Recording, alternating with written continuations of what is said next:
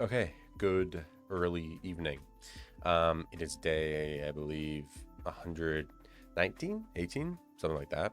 Um, so, um, regarding, the internship I was talking about yesterday, um, didn't get another call. Didn't get a call today, so 99% didn't get it. And so I reached out actually to get, a confirmation of rejection.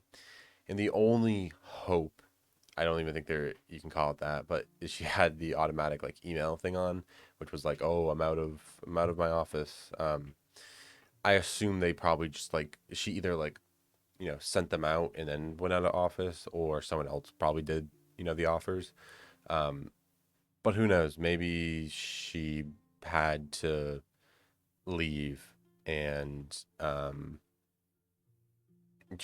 maybe she's doing offers early next week. I really doubt it, and I'm not going to bank on that at all. But for the research offer I got for the summer, I reached out to the professor who gave me the offer and asked him. There's like two things. So one of my big things, especially last summer, was the dorm living situation, because I didn't want to just be paired with a random stranger, because if luck of the draw was horrible, that's going to be a miserable summer. And it's like I kind of want. I was lucky with my last RU that they didn't enforce you being in a lab 8 hours a day, so it was a great summer. But it's like if I'm in this white chic lab 8 hours a day working on a project maybe I don't like, that's brutal. So I at least want something that's like when it's over, I can go back and just kind of like chill on my own. I don't have to worry about, I don't know, how I present myself in front of a roommate. Um, so he said it was like singles for the dorm situation, so that's nice. The other thing though was the dorms from like past reviews. It said it's like run down and infested with roaches, which not fun by the sound of it. But he said that building was demolished. Not to say that other buildings don't have roach problems, but I guess we'll find out, because I mean I'm probably gonna accept that offer. Because thinking it over, it's free housing, it's free food, it's a decent pay for the summer, and I get to go to Texas, which I like Texas, and I do want to move south after I graduate. So um, you know, why not? Um, so yeah, so I mean, a little better than I was doing yesterday. I was devastated, honestly. It still sucks. Like really, like I honestly, there was going into this year, like school year, like in the fall, like after I finished my research, there was no doubt in my mind I was getting an internship for this summer. I'm like, you can't, I have, that's the year before I had like 7 interviews, as a sophomore, and I was like, yeah, 100%, I have this experience, I feel more confident in myself, like all that. And then I didn't get a single call for 7 months. So, and then, I got to a final interview and then obviously didn't get it. So, um, live and you learn, I guess. I just gotta keep going. I can't let this, keep me down, because I need a lot of work, because the post grad stuff is competitive, like probably much more than the internship stuff. So, um, I have to do a lot if I want to be in a good position post grad.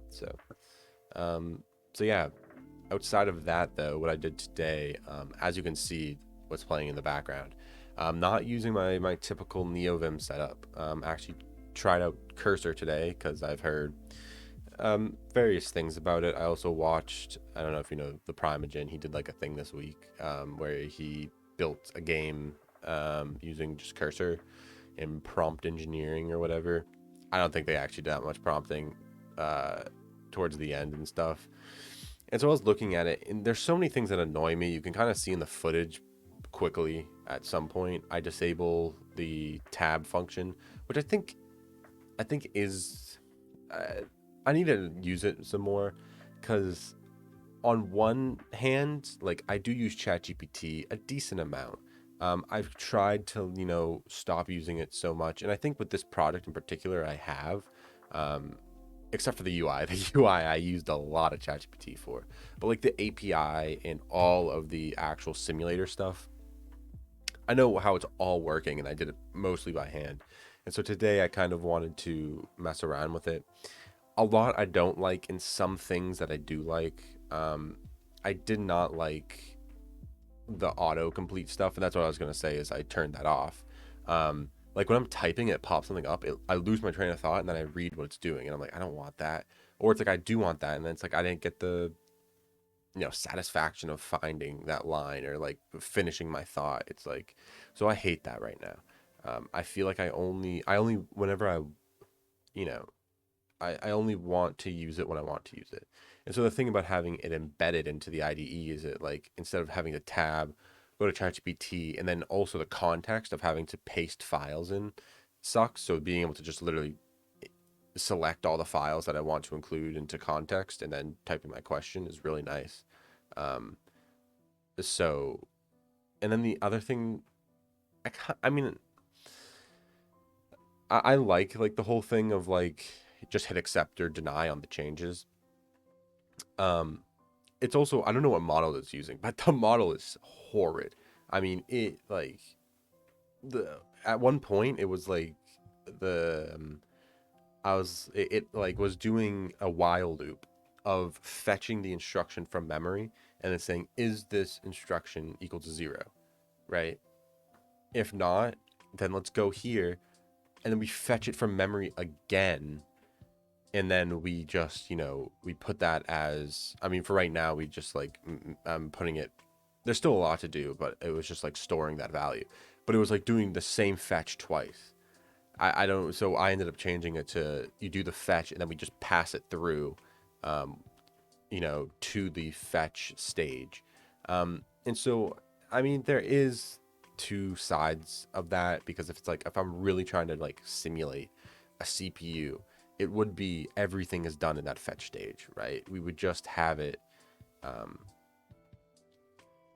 See, there's still a lot I need to figure out, because right now what I was doing was in the header file was doing kind of like a valid for the stage, or a ready like parameter. So it's like once once we fetch what we need from that memory address, we would set the state as ready on fetch. And so then the pipeline like main function, I'm guessing what I'll do is it'll check. I don't know if it'll just like continuously keep checking, and then if at one point when everything is good, we increment the program counter, right? And decode works on like what I don't know. There's still a lot I need to figure out, but today what I worked on was just making it so that on the UI we can hit execute instructions, and it goes through and um, it just goes through everything in DRAM that we loaded with load instructions. Um, and I mean, really, it's just reading from memory and then printing out that it fetched, the what we want from memory. Um, yeah. So also off this morning, I worked on the actual API and UI parts of that, or just the API parts of that in like the route for executing the instructions. But yeah, so going to polish that up a little bit, maybe tonight, maybe tomorrow, I don't know, and then work on the decode stage, and then there's a lot that needs to come in with like stalls and decode stage. You need to look for hazards, and there's still a lot to do. I'm probably gonna end up having to actually work on those last three stages because my partner still hasn't even touched them. Um, um, so yeah, so yeah, we'll see. I don't know what I'm gonna do tonight. I need to start studying linear algebra. I literally like a week ago said, "Oh yeah, I need to." I haven't at all for the past week. So, and the exam is like late next week. So I need to start, you know, studying because I'm behind. Um, so yeah. Um, but yeah, that's it for today. I will see you tomorrow to work on the decode stage, probably, most likely. Okay. Take care. Bye.